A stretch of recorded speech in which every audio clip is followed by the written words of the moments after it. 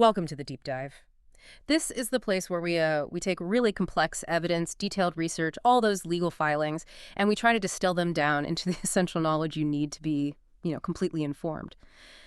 Today, we are undertaking a deep dive into one of the most complex and frankly troubling cases to come out of Utah in recent history. We're talking about the tragic double homicide of Jessica Lyman and her 8-year-old son, Eli Painter, in Saratoga Springs back in March of 2025. And, in the weeks and even months right after this shocking violence, there was just a profound silence from law enforcement. Right. And that void, it was just quickly filled by public speculation, by fear, rumors just circulating all over the community. Our mission today is to cut through all of that noise. We are basing this entire deep dive on the highly detailed, really illuminating information that was finally released when the critical search warrants and their supporting affidavits were unsealed in July of 2025. And that stack of documents, it's so much more than just a summary of findings. I mean, it is the internal logic of the police investigation laid bare for all to see. Exactly. It reveals this specific narrative trajectory that was built so meticulously by detectives. I mean, a truly overwhelming amount of strong circumstantial evidence, and it all points in one direction. But, and this is the key, that narrative is currently balanced against one singular critical piece of forensic biology that is ultimately delaying the resolution of this case. So we're going to synthesize the complex trajectory of this investigation. We're going to try to understand exactly how intent, preparation, and, the cold reality of forensic science have all collided here. Yeah. This isn't about just reading headlines. It's about getting inside the detective's mind. Absolutely. And when you read these affidavits, you understand exactly why the police had to move so slowly and why they had to be so guarded with everything they said at the start. But before we get into the mechanics of the investigation, we really have to start with the sheer human tragedy that just defines this case. The victims were Jessica Lyman, who was 44, and her son, Eli Painter, who was just 8 years old. Jessica was publicly remembered by everyone who knew her for her immense resilience and just her deep, deep love for her children. The sources, they all describe her as just dedicated to creating a nurturing, warm environment for her family. And young Eli, by all accounts, he was just a phenomenal kid.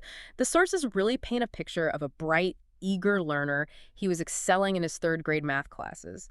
But beyond the academics, he was described as just having this boundless energy. He loved sports, specifically pickleball, which is, huge in Utah. Oh, yeah. And apparently he shared a real passion with his mother for cooking and preparing dinner. To read about the destruction of life so young and a mother so committed, it really gives you context for the urgency of this investigation. It truly does. And the catastrophic nature of the discovery, that really defines the immediate course of action for the police.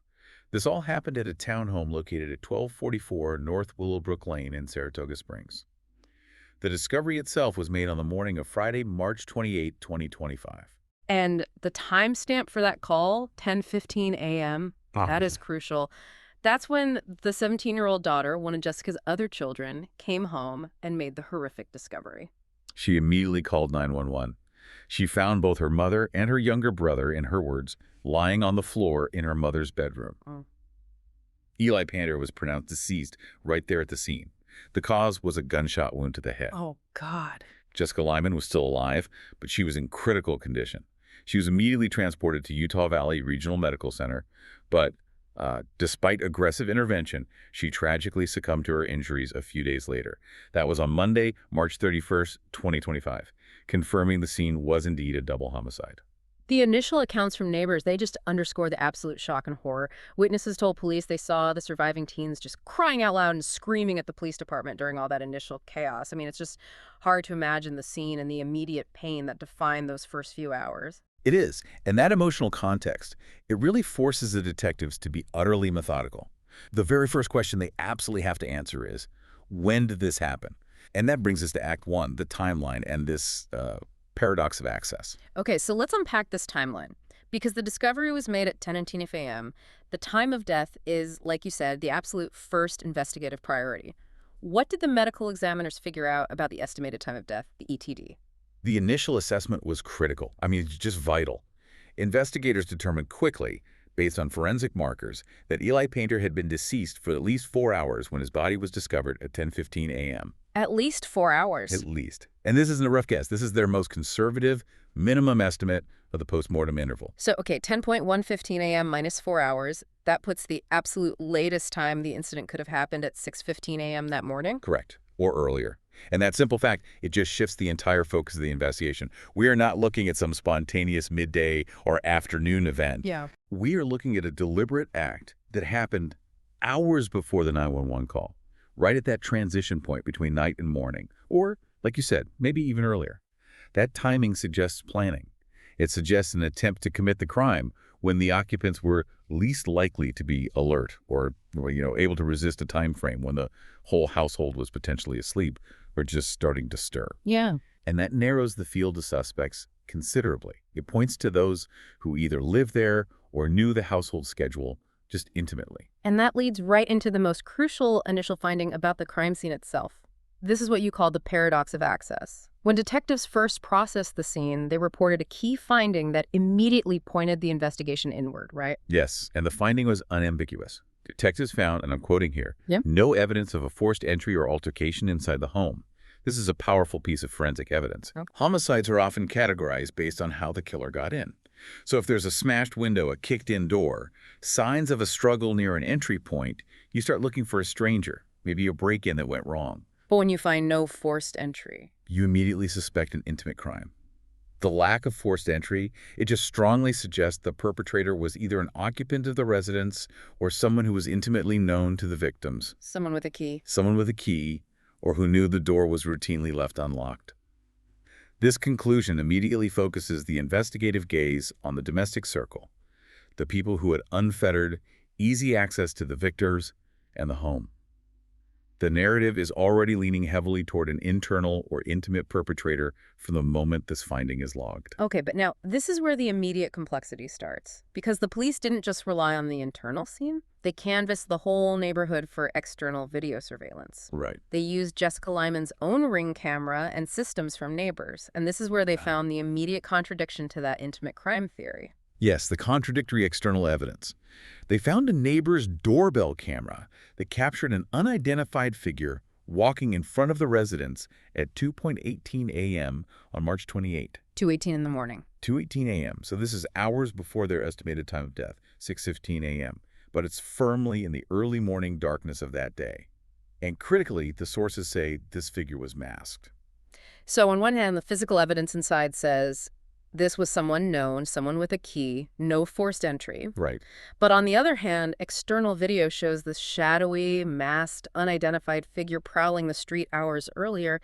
That's a massive investigative tension point. It is this central paradox the police have to resolve. They have to reconcile the domestic nature of the access with the clandestine nature of this external figure. Right. I mean, the perpetrator was external, this masked figure. How in the world did they get in without breaking in? Did they have a key, which would make them less a random prowler and more of a calculated actor? No. Or did an occupant let them in? And then the flip side of that is, if the perpetrator was internal, say one of the surviving occupants, what was that masked figure doing outside at 2:18 a.m.? Exactly. Was it the internal suspect using the mask hours before the crime, maybe to, I don't know, check the house perimeter or just make sure they weren't seen even outside the home? Exactly. The investigation is trying to build a firm narrative that links these two pieces of evidence together. Mm-hmm. If they can confirm that the masked figure is the internal suspect, then the paradox just dissolves and the case gets immensely stronger. But if they can't? But if that figure remains unidentified and unconnected, it leaves a huge gap in the timeline. Yeah.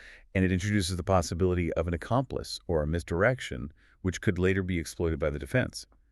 This is the complexity that forced that early silence from law enforcement. And that silence was just painful for the Saratoga Springs community. The slow release of information caused real distress and unease. You had neighbors who felt exposed, worried that a dangerous, unknown assailant was still out there. And that public anxiety, while it's completely understandable, it was a direct consequence of legal necessities. The investigation started to pivot very quickly toward one of the surviving juveniles, the 15-year-old son. Right. And cases involving minors are governed by these really strict confidentiality laws. These records are typically sealed to protect the minor's legal rights, especially their due process rights, until formal charges are filed or the case moves to an adult court. So the police couldn't just come out and say, hey, we know who it is, but we're waiting on evidence, because just naming the suspect, especially a minor, would violate those constraints. Precisely. The unsealing of the warrants in July 2025. That was a judicial decision. It reflects a successful effort by investigators to show that probable cause had been met, but that legal action takes time. It's a judicial balancing act. You have intense public interest in a double homicide versus the absolute legal requirement to maintain procedural integrity, especially when you're prosecuting a minor. That need for absolute, unimpeachable proof is what caused the initial investigative silence, and it's also what defines the current status of the case. That necessity for legal integrity, that brings us perfectly to Act 2, where the investigation shifts. And it shifts decisively. Given that no forced entry finding, detectives had to focus on the immediate household. The investigative trajectory pivoted toward scrutinizing the activities and possessions of the 15-year-old son.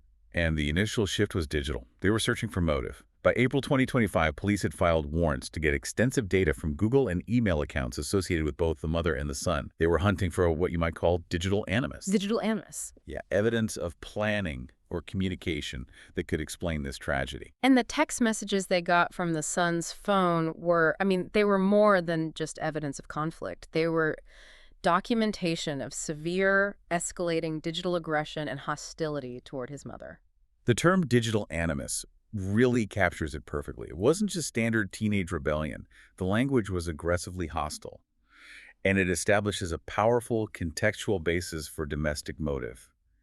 The messages they retrieved were chilling. He texted his mother things like, "I don't like you, go away," and also this highly controlling and abusive statement, "Do you need to learn how to shut your mouth?" And the emotional rejection was just, it was palpable. He also wrote, "I'm more happy when I'm not around you." But the communication took a truly dark and violent turn with one specific statement, didn't it? It did.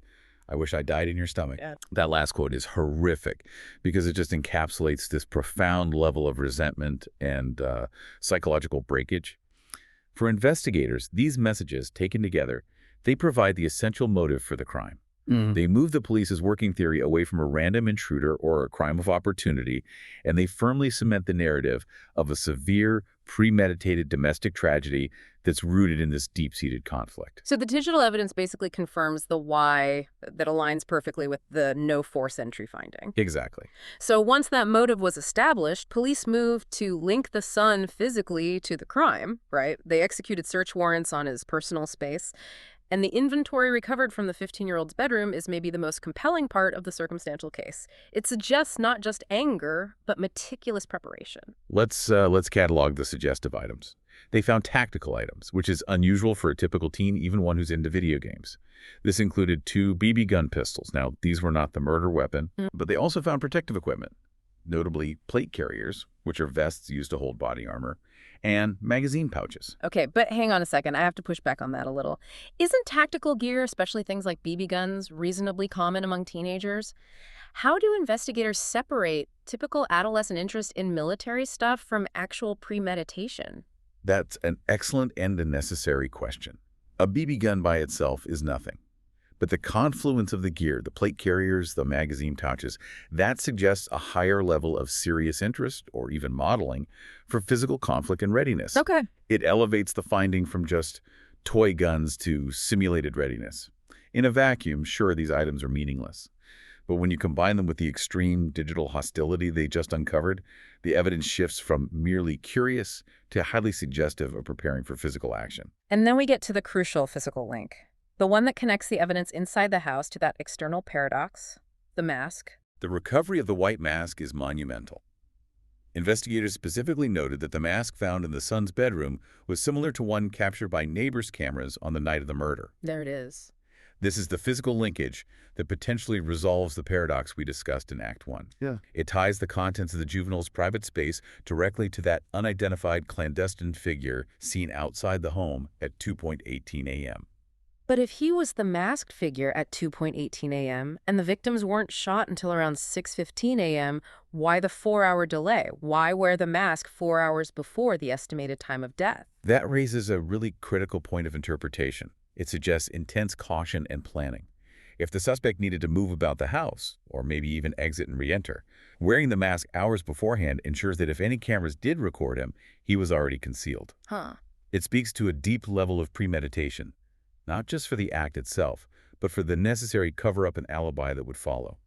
It shows he was thinking about the consequences long before the event. And the inventory gets even darker, doesn't it? We have to address the other extremely unusual items recovered from his room. Yes. Clothing belonging to the deceased mother and several pairs of small female panties. These items introduce a profoundly disturbing dimension to the case. In a straightforward domestic homicide, finding these kinds of items is highly anomalous. It is. When you're talking about psychological profiling, these are items of control, of obsession, and potentially of sexual deviance.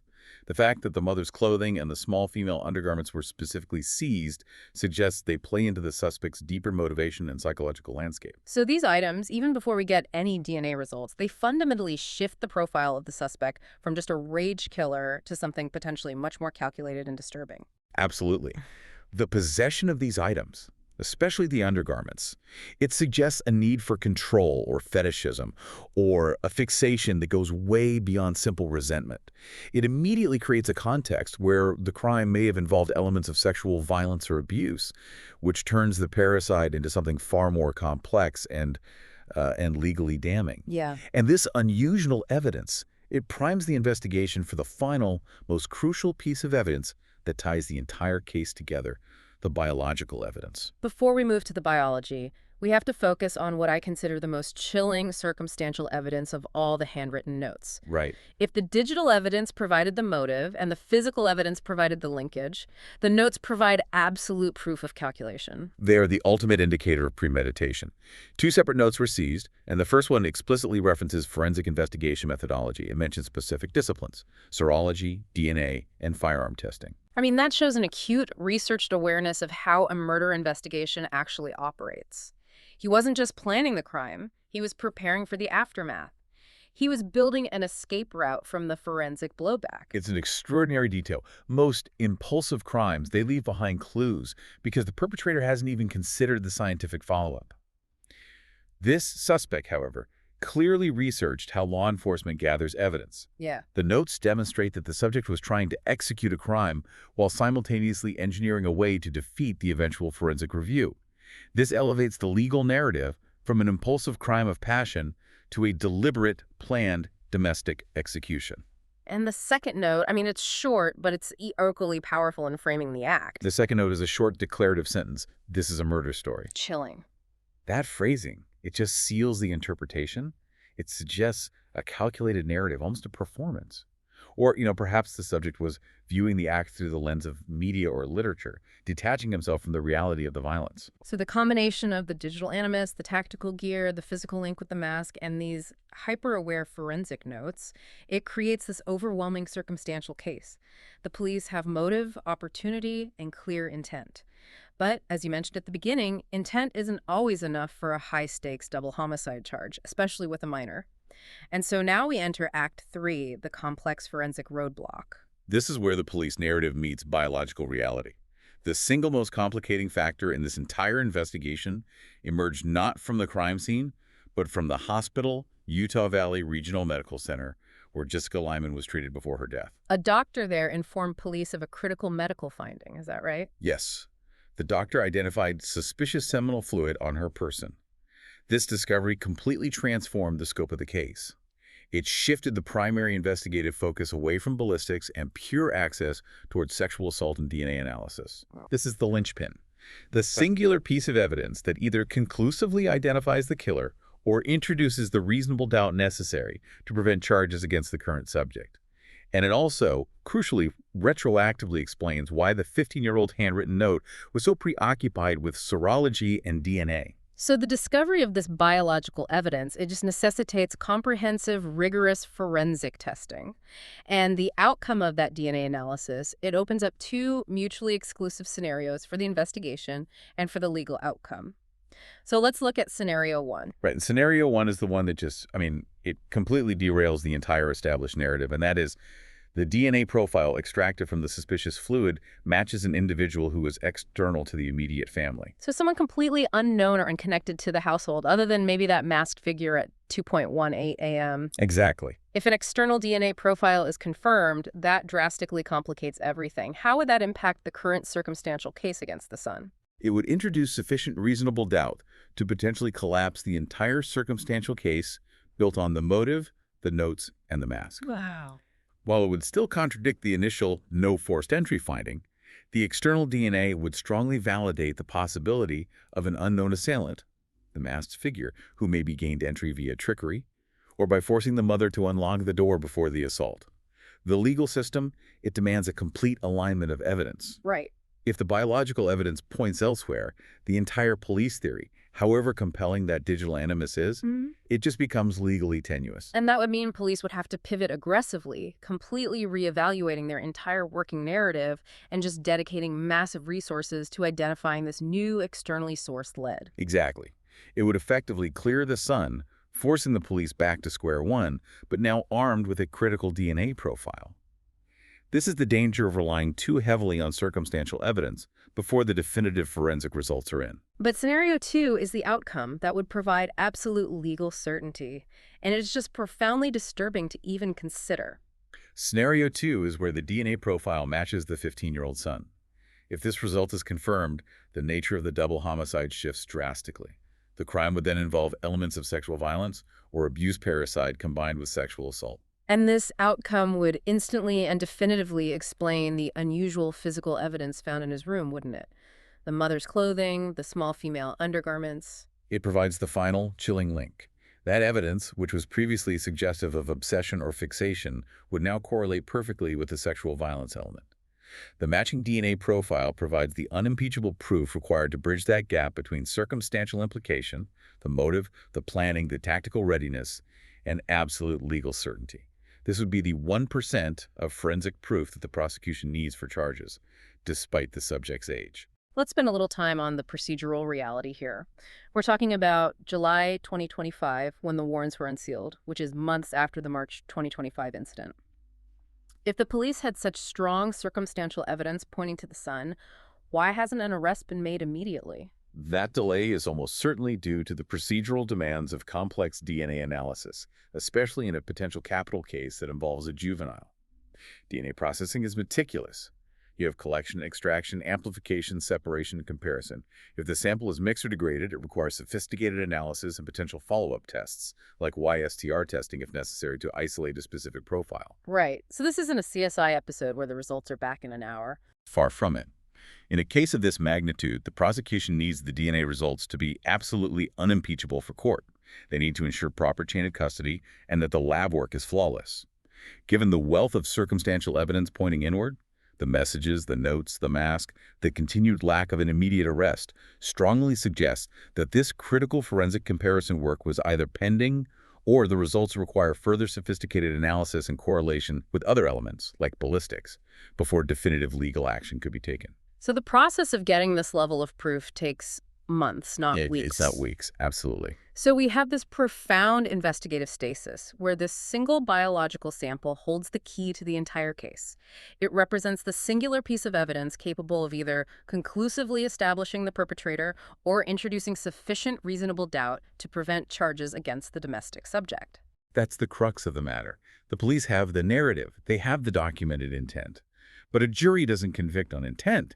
They convict on proof beyond a reasonable doubt. And in 2025, that proof so often rests on DNA. Without that final biological confirmation, the legal risk of moving forward against a minor on circumstantial evidence alone is just too high, especially if a sophisticated defense attorney could argue that the 2.18 AM masked figure, or the DNA, points to an external party. Which brings us to our conclusion, the current legal status and this waiting game for justice. As of the reports detailed in the warrants, the case remains officially unresolved. That's correct. The official word is that no one has been arrested and no one has been charged. And the primary obstacle preventing formal charges against the subject identified in the circumstantial evidence is the legal necessity for definitive forensic proof. What specifically are the other hurdles, beyond the DNA that the investigative team is likely focused on before they move to formal charges? Well, a successful homicide prosecution needs to tie the subject to the means as well as the motive. While the circumstantial evidence is strong, they still need to conclusively deal with two major missing pieces. First, the recovery of the murder weapon, and second, finalized ballistics results. The police noted no murder weapon was found at the scene, which means it was removed or concealed. And without the weapon. They need ballistics evidence. They need to match the recovered bullet fragments from the victims to a specific type or caliber of firearm, and ideally, find a weapon that matches that description. While the source material really emphasizes the importance of the DNA, full legal closure requires linking a suspect to the weapon used to commit the double murder. And all of this procedural complexity is just amplified by the fact that the subject of the investigation is a minor. Absolutely. The procedural requirements are stricter. Any actions taken, warrants, interrogations, evidence collection, they must adhere to juvenile court protocols. This adherence, while necessary to protect the minor's rights, significantly lengthens the investigative period. Legal decision-makers are currently evaluating this potent collection of indicators: hostile intent, documented planning, and physical linkage. But they cannot proceed to trial against a minor in a case this severe without crossing every T and dotting every I. And the ultimate I in this case is the conclusive biological identification. Okay, so let's just summarize the combined strength of the circumstantial data that the investigators have so meticulously built. The strength is undeniable. I mean, we have digital animas documenting extreme, escalating hostility. We have handwritten notes demonstrating an acute, calculated awareness of forensic countermeasures, specifically DNA and serology. We have physical items, the tactical gear and the mask, that suggest preparation and link the internal subject to the external surveillance footage. And we have highly unusual items, like the mother's clothing and undergarments, suggesting a much darker psychological profile. But that collective strength is being held in absolute check by those two pivotal elements awaiting resolution. The finalized identification of the 2.18 a.m. masked figure, which the police strongly believe is the son because of the mask they found, and the conclusive DNA analysis of the suspicious seminal fluid found on Jessica Lyman. The result of that DNA comparison will determine the ultimate direction of justice for Jessica and Eli. And until that biological finding is confirmed and legally robust, the investigators have to maintain their stasis. It's a compelling reminder that in modern legal investigation, no matter how much you know about motive and preparation, biology and chemistry often hold the final, irrefutable answer. This has been a necessary, heavy, and complex deep dive into a case that's really defined by motive, intent, and procedural constraint. We appreciate you exploring the intricacies of this investigation with us. And as we conclude this deep dive, here's a final thought for you to carry forward, focusing on the theme of knowledge and intent. The handwritten notes seized from the subject demonstrated deep, calculated awareness of forensic testing methods, specifically mentioning DNA and serology. This knowledge suggests the suspect believed they had thought of everything. So what does that calculated awareness reveal about their confidence, or perhaps their hubris, in believing they could execute a murder, plan for the investigative blowback, and ultimately outsmart the forensic process? That calculated arrogance is a chilling element to consider as the case awaits its conclusive biological findings, which will determine if the suspect's research was ultimately successful in delaying or even evading justice.